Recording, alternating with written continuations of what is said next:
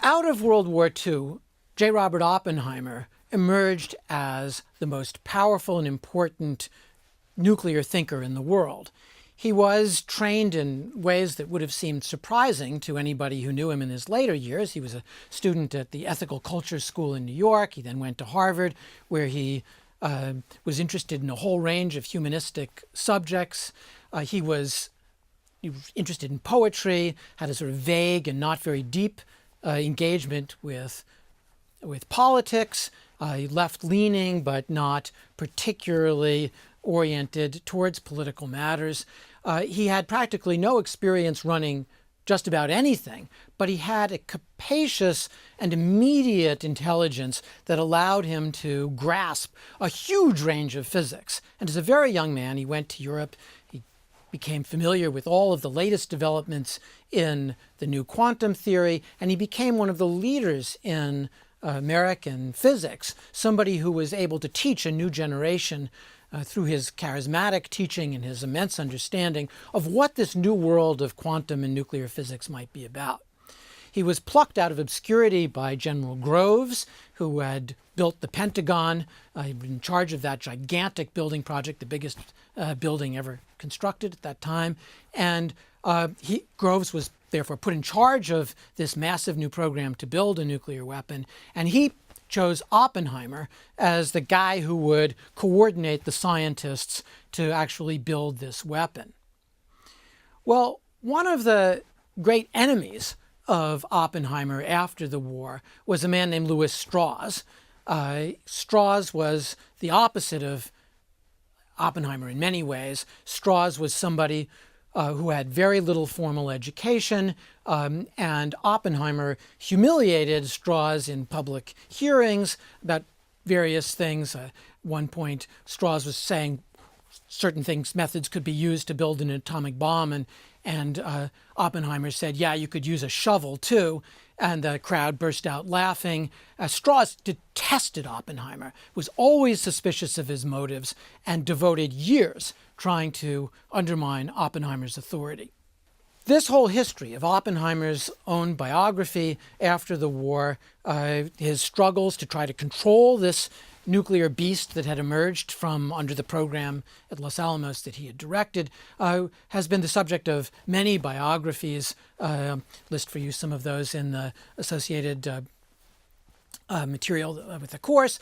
But Oppenheimer was constantly struggling against big forces. He tried to convince the Air Force to have a domestic continental defense when the Air Force saw its goal as being strategic bombing, and they saw Oppenheimer as undermining him. Oppenheimer was in favor of tactical nuclear weapons. Again, the Air Force saw this as undermining their long-range ability to attack and destroy overseas cities. Also emerging from the war was Hans Bethe. Hans Bethe had been the guy who found how the sun actually shined. He was somebody who was a hero to theoretical physicists, one of the people whose deep insights into the nature of quantum and nuclear materials was unparalleled. He would sit down at a table and Bethe would just scribble out page after page of calculations with no errors as he developed new theories of how the interactions of nature actually functioned. I'd like to show you an excerpt from a film that I made called Ultimate Weapon about the moral political debate over the hydrogen bomb. It's a film I made with Pamela Hogan. And this is an excerpt where Vicky Weisskopf, another leading theoretical physicist, and Bethe talk about what happened after the Russian bomb. And there was a question of whether Bethe should actually come back and work on the hydrogen bomb the way he led the theoretical effort to design and understand the atomic bomb during World War II. But the H-bomb debate continues. Now, each individual scientist must decide whether or not to return to Los Alamos. Victor Weisskopf is among the A-bomb physicists who believe America's atomic arsenal is more than enough to defend the country. Edward Teller was at that time trying to get people to work with him to develop the H-bomb, to improve it, etc. And And he went to many of my friends. He didn't come to me because he knew it was impossible. But he did go to Hans. I was very doubtful. And I said, well, I have to think about it. Few scientists were more widely respected than Hans Bethe. He was, after all, the man who figured out how the sun shines and who had guided the theory group at Los Alamos during the war. Hans was wavering. Shall I or shall I not?